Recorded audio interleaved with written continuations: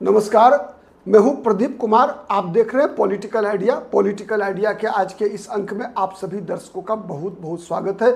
मित्रों, आज हम फिर बात कर रहे हैं राहुल गांधी के आरोपों की। कल राहुल गांधी ने दिल्ली में एक बड़ा पत्रकार सम्मेलन में चुनाव आयोग पर कई गंभीर आरोप लगाए थे। एसआईआर के बहाने जो चुनाव आयोग की प्रैक्टिस है, उस प्रैक्टिस पर संदेह व्यक्त किया था। उसके साथ साथ चुनाव आयोग ने भी जिस प्रकार की त्वरित प्रतिक्रिया राहुल गांधी के पत्रकार वार्ता पर दिया, हम उसकी भी चर्चा करेंगे। साथ ही इस बात को जानने का प्रयास करेंगे कि राहुल गांधी जिस प्रकार से आज फिर एक बार बेंगलुरु पहुंचकर जिस प्रकार से इसी मुद्दे पर चुनाव आयोग और भारत सरकार को घेरने का प्रयास किया है, राहुल गांधी ने यह कहा कि यदि ईमानदारी से चुनाव हुआ होता तो नरेंद्र मोदी प्रधानमंत्री नहीं बन सक पाते 2024 के लोकसभा चुनाव में। 2024 के लोकसभा चुनाव में जो नरेंद्र मोदी के पास जो मैंडेट है, जो जनादेश है, वो जनादेश फर्जी है, फेक है। राहुल गांधी ने ये बात बताई। साथ ही राहुल गांधी ने ये कहा कि चुनाव आयोग, भारत सरकार दोनों प्रधानमंत्री मिले हुए हैं। चुनाव आयुक्त प्रधानमंत्री के साथ मिली भगत है और इसी मिली भगत का परिणाम है कि पहले महाराष्ट्र के चुनाव में हेराफेरी करने का प्रयास हुआ, उससे पहले कर्नाटक का विधानसभा चुनाव में देखा गया, हरियाणा में चुनाव में एक तरह से फर्जी मतदाताओं के सहारे चुनाव जीते गए। ठीक है, तो ये कई मुद्दे राहुल गांधी ने उठाए और इन मुद्दों के संदर्भ में हम ये जानने का प्रयास करेंगे कि जिस प्रकार से भारतीय जनता पार्टी लगातार कांग्रेस और विपक्ष पर हमलावर है, चुनाव आयोग के बहाने आरोप चुनाव आयोग पर लगता है, लेकिन दर्द भारतीय जनता पार्टी को हो रहा है। तो हम इस दर्द को भी पहचानने का प्रयास करेंगे कि ये दर्द आखिर क्यों है। जवाब चुनाव आयोग से मांगा जाता है, लेकिन जवाब भारतीय जनता पार्टी क्यों देती है, इस बात की भी हम पड़ताल करेंगे। और पड़ताल करेंगे इस बात की भी कि जो लोकतंत्र की रक्षा का जो शपथ जो संसद और विधानसभा जो हमारा विधायिका है, उसमें बैठने वाले लोग जब संसद में शपथ लेते हैं कुछ चीज़ों की, तो शपथ दो प्रकार का होता है। एक शपथ होता है पद की और दूसरा शपथ होता है गोपनीयता की। तो हम इस मुद्दे पर भी हम राहुल गांधी ही नहीं बल्कि सत्ता पक्ष के भी जो प्रवक्ता या सत्ता पक्ष की तरफ से जो मंत्रीगण भी आ रहे हैं जवाब देने। आज ही राहुल गांधी के जो बेंगलोर में जो कार्यक्रम था, उस कार्यक्रम की प्रतिक्रिया में भारतीय जनता पार्टी की तरफ से वन एवं पर्यावरण मंत्री भूपेंद्र यादव सामने आए।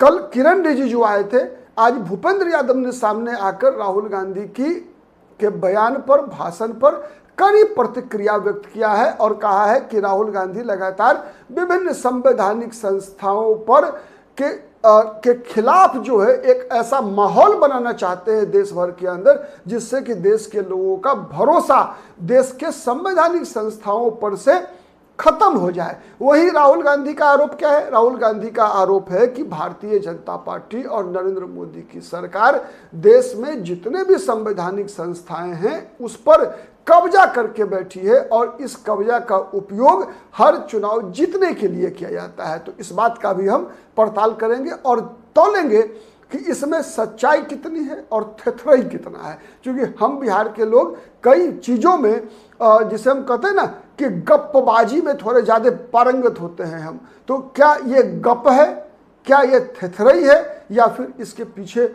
कई मकसद हैं? तो सबसे पहले हम जानने का प्रयास करते हैं राहुल गांधी के आरोपों पर। राहुल गांधी के आरोपों में कई आरोप हैं, लेकिन जो महत्वपूर्ण आरोप है उसकी बात मैं सबसे पहले कर रहा हूं। महत्वपूर्ण आरोप क्या है जो आप आम दर्शकों के दिमाग में बार बार आता होगा, आपने प्रत्यक्ष अनुभव किया होगा। चाहे हमारे देश में चुनाव या तो पंचायत का हो, मुखिया का चुनाव हो, या विधानसभा का चुनाव हो, या लोकसभा का चुनाव हो, हमने देखा है हर चुनाव के समय में जब मतदाता सूची तैयार की जाती है, उसमें जो भी दल सबसे ज्यादा प्रभावी होते हैं, राजनीतिक दल जिसकी ताकत होती है, वो क्या करता है? हर चुनाव, मैंने कहा पंचायत से लेकर लोकसभा तक के चुनाव में, अपने विपक्षी जिसके बारे में मालूम होता है कि फलाना जाति के लोग मुझे वोट नहीं देने वाला, तो उस जाति का नाम मतदाता सूची में कैसे घटा दिया जाए, इसकी साजिश रचती है या नहीं, आप बताइएगा कमेंट करके, कमेंट बॉक्स में आप सभी से आग्रह है। वही जिसके बारे में मालूम होता है कि ये हमारा मतदाता है, ये वोट हमारे पास ही आने वाला है, चाहे चुनाव कोई भी हो, मैं दोहरा रहा हूं, पंचायत से लेकर लोकसभा तक का, जिसका वोट हमें मिल सकता है, उसमें 18 साल का नहीं है ना, 17 साल का है, डलवा दो नाम, ठीक है। उसके पिताजी मर गए हैं, नाम मत कटवाओ, उसके नाम पर दूसरे का वोट डलवा लेंगे। अब थोड़ा कम होता है जब से ईवीएम आया है, जब बैलेट पेपर का जमाना था तो ज़्यादा होता था, आज ईवीएम के दौर में भी ये चीज़ें होती है, ठीक है, कि उसका आधार कार्ड लेकर कोई चला गया, कोई मिलाता है नहीं, क्योंकि वहाँ पर हर बूथ पर जितने पोलिंग पार्टी होती है वो सब क्या होता है, पोलिंग पार्टी अपनी सुरक्षा के लिए कहीं ना कहीं स्थानीय लोगों के मदद पर निर्भर रहती है। कितनी देर तक पुलिस रक्षा करेगी चुनाव के दिन, तो इसीलिए कहीं ना कहीं बोगस वोटिंग होती है। और ये बोगस वोटिंग, मैं इस बात से सर्वथा सहमत हूं कि बोगस वोटिंग होती है, लेकिन इस बात से सहमत नहीं हूं कि बोगस वोटिंग केवल एक दल के पक्ष में होता है।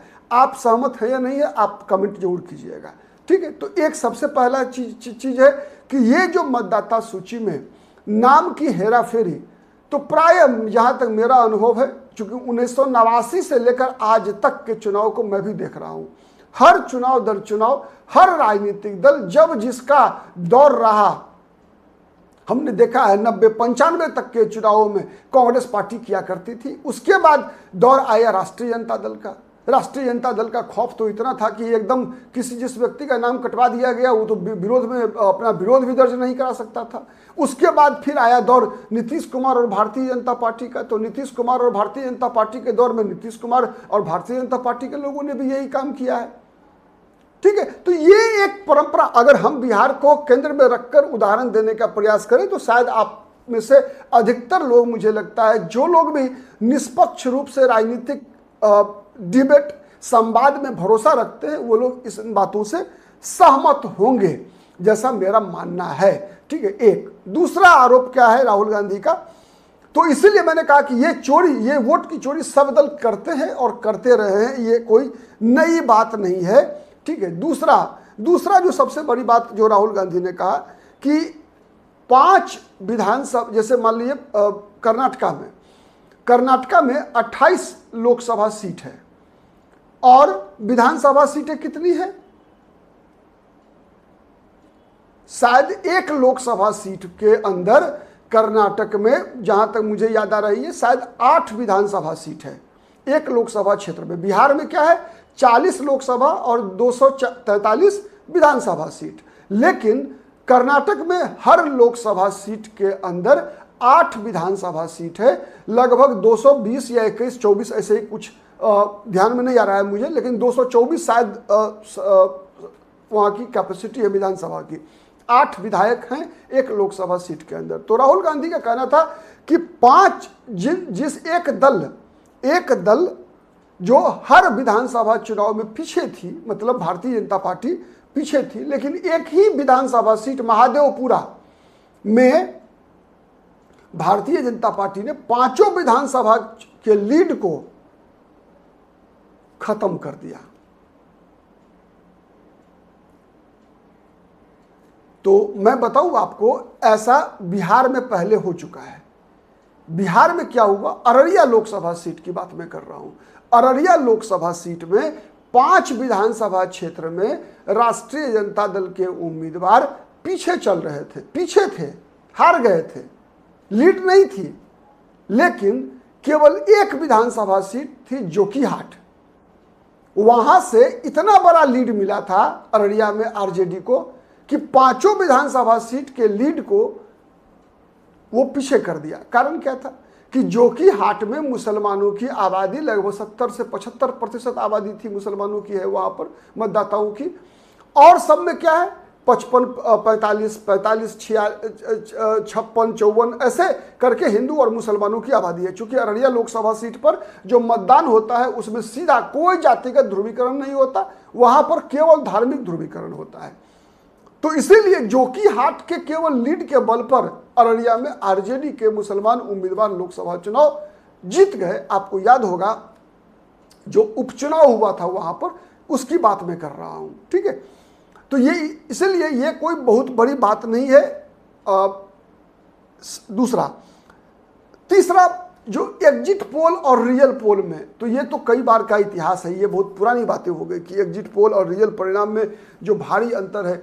आप याद कीजिए 2015 बिहार विधानसभा चुनाव, भारतीय जनता पार्टी अलग थी, लोग रामविलास पासवान की पार्टी, उपेंद्र कुशवाहा, जीतन राम मांझी साथ में थे, और नीतीश कुमार, राष्ट्रीय जनता दल और कांग्रेस पार्टी एक साथ चुनाव लड़ रही थी। 2014 के लोकसभा चुनाव हुए थे, 14 में लगभग 1.5 साल पहले, इसी तरह 17-18 महीना पहले हुए थे। लोकसभा चुनाव में भारतीय जनता पार्टी 31 सीटें जीत गई थी, नीतीश कुमार मात्र 2 सीट जीत पाए थे, 31 सीट जीती थी बीजेपी और एनडीए, लेकिन विधानसभा चुनाव में हार गई। तो लोकसभा चुनाव, जैसे महाराष्ट्र का उदाहरण राहुल गांधी ने दिया कि महाराष्ट्र में लोकसभा में महागठबंधन जीत गई, इंडिया अलायंस जीता, लेकिन विधानसभा हार गई। तो ऐसा 2014-15 बिहार में भी हुआ था। लेकिन जो सबसे महत्वपूर्ण बात था कि दूसरा कि एग्जिट पोल जितने भी थे बिहार में, सबने कहा था कि बीजेपी सरकार बनाने जा रही है 2015 में, बीजेपी बहुमत की सरकार बनाएगी। लेकिन बीजेपी टिकी कितनी पर? 55 सीटों पर। ठीक है, 2/3 एक तरह से कह सकते हैं बहुमत मिला नीतीश कुमार, आरजेडी और कांग्रेस के गठबंधन को बिहार में। ठीक, तो ऐसा कई बार हुआ है। विधानसभा लोकसभा चुनाव के बीच में कई चीजें बदल जाती हैं, जैसे वहाँ माई बहन माने बहिनी योजना जिस प्रकार से लागू किया गया महाराष्ट्र में, मध्य प्रदेश की देखा देखी, तो उसका भी एक असर हो सकता है। लेकिन मोटे तौर पे मैं राहुल गांधी के हर आरोप से सहमत हूं कि अल्टीमेटली जो इसका फायदा क्या है ये समझने की बात है। मैं इस बात से सहमत नहीं हूं कि इसका फायदा केवल बीजेपी ने उठाया है आज। हाँ, हो सकता है कई लोकसभा सीटों पर बीजेपी को फायदा मिला हो, कई लोकसभा सीटों पर दूसरे दल को फायदा मिला हो, कांग्रेस को भी फायदा मिला होगा, मैं इस बात को मानता हूं। ठीक है, लेकिन एक बात में कहीं कोई दो मत नहीं है कि चुनाव आयोग की जो कार्रवाई है वो फेल है। क्यों, उसका भी एक उदाहरण बता रहा हूं। जिस प्रकार से एसआईआर बिहार में हो रहा है, हर जगह से रिपोर्ट आ रहा है कि मरे हुए लोगों का नाम शामिल किया गया है और जीवित लोगों का नाम हटा दिया गया है। मतलब क्या है? कई जगह से यह रिपोर्ट आ रही है, जिसको कि विपक्ष के लोग, राहुल गांधी ने भी कोट किया, कि बीएलओ गया ही नहीं, बीएलओ गया ही नहीं। गिरिराज सिंह के कुछ रिश्तेदारों का उदाहरण दिया जा रहा है कि उनके घर पे बीएलओ गया नहीं, उसको बहुत बड़ा समाचार बनाया जा रहा है। मैं बताऊं, ये देश के अंदर, विशेष रूप से बिहार में, मैं बताऊं ये कोई नई बात नहीं है, कोई नई बात नहीं है। सरकारी कर्मचारी बिहार सरकार के ऐसे ही काम करते हैं। सहमत है या नहीं है, ईमानदारी से बताइएगा कि सरकार के कर्मचारी ऐसे ही काम करते हैं, टेबल पे बैठकर। हाँ, ग्रामीण क्षेत्रों में ये बात मैं मानता हूं कि ग्रामीण क्षेत्रों में बहुत सारे घरों में गए होंगे बीएलओ, क्योंकि वहां मजबूरी होती है, वहां सब कोई एक दूसरे को का परिचित होता है। लेकिन शहरों में, मैं तो पटना में रहता हूं, मैंने कहीं भी नहीं देखा कि कोई बीएलओ जो है घर घर घूमकर मतदाता सूची का पुनरीक्षण कर रहा हो। वैसे ही जैसे याद कीजिए, आज से 2 वर्ष पहले जब तेजस्वी यादव बिहार में उप मुख्यमंत्री हुआ करते थे, कांग्रेस पार्टी भी सरकार में थी, नीतीश कुमार की सरकार में, उस दौरान जातिगत और आर्थिक सर्वे करवाया था बिहार सरकार ने, जाति और आर्थिक सर्वे। आप दिल पर हाथ रखकर जवाब दीजिएगा, कितने लोगों के घर में सरकारी कर्मचारी, संबंध कर्मचारी पहुंचे थे जाति और आर्थिक सर्वे करने के लिए? मेरा मानना है कि बहुत ही कम घरों में पहुंचे थे, केवल खाना पूर्ति के लिए। टेबल पर बैठकर, कहीं कार्यालय में बैठकर रिपोर्ट तैयार कर दी गई थी। तो निष्कर्ष क्या है? निष्कर्ष यह है कि सरकार ऐसे ही काम करती है। मतलब मेरा कहना इतना ही है कि ये सब इसी राहुल गांधी के इसी आरोप के परिप्रेक्ष्य में एक बहुत बड़ा उपकार कर रहे हैं राहुल गांधी। इसी के बहाने देश के अंदर चुनाव सुधार पर बहस होनी चाहिए। कि किस प्रकार से हम चुनावी राजनीति से भ्रष्टाचार में शामिल आपराधिक प्रवृत्ति के लोगों, धन्ना सेठों को इस चुनावी प्रक्रिया से बाहर कर सकते हैं और चुनावी प्रक्रिया को 100% पारदर्शी कैसे बना सकते हैं, इस पर पूरे देश भर में विमर्श होना चाहिए, चर्चा होनी चाहिए और उसके बाद चुनाव सुधार लागू होना चाहिए। आज मौका मिला है तो मैं एक और महत्वपूर्ण बात बता रहा हूं आपको। थोड़ा लंबा हो रहा है वीडियो, आप देखिएगा जरूर, लेकिन मैं मानता हूं कि जब से देश के अंदर सांसद और विधायक क्षेत्र विकास फंड गठित की गई है, तब से इस देश में जितने भी सांसद और विधायक हैं उन लोगों ने चुनाव जीतने को एक धंधा बना लिया है। हर पार्टी के लोग हैं, आपको ये मत समझिएगा कि मैं किसी एक पार्टी विशेष के बारे में कह रहा हूं। हर पार्टी के अंदर राजनीतिक कार्यकर्ताओं, राजनीतिक विचार करने वाले लोगों, विचारधारा की बात करने वाले, मुद्दों की बात करने वाले लोगों की कोई पूछ नहीं है। हर विधायक और सांसद के पीछे केवल और केवल पैसा कमाने वाले ठेकेदार घूमते हैं, रंगदार घूमते हैं, गुंडे घूमते हैं और उन्हीं के बल पर हर व्यक्ति चुनाव जीतता है, by any means, by hook and by crook. ये दशा देश के लोकतंत्र का बना हुआ है। इसीलिए राहुल गांधी के इस चुनाव आयोग पर हमलों के बहाने इस देश के जो जितने भी सोशल प्रेशर ग्रुप हैं, हमारे आप जैसे लोग जो सोशल मीडिया से जुड़े हुए लोग हैं, ये सोशल प्रेशर ग्रुप कहलाते हैं राजनीति शास्त्र के अनुसार। मैं राजनीति शास्त्र का विद्यार्थी रहा हूं, इसीलिए मैं इस टर्मिनोलॉजी का इस्तेमाल कर रहा हूं कि आप भूल जाइए कि आप किस दल के समर्थक हैं। सबसे पहले ये देश बचना चाहिए, तब दल बचेगा। देश नहीं बचेगा अगर देश के अंदर कोई भी राजनीतिक शक्ति अगर लगता है उसको कि हम हर संवैधानिक संस्थाओं पे कब्जा कर लेंगे, किसी दल को यह लगता है कि हम हर संवैधानिक संस्थाओं को बदनाम करके इस देश पर राज कर लेंगे, तो दलें तो कर सकती है, लेकिन जनता का क्या उसमें भला है बताइए भाई। जनता के लिए वो केवल और केवल अराजकता होगा।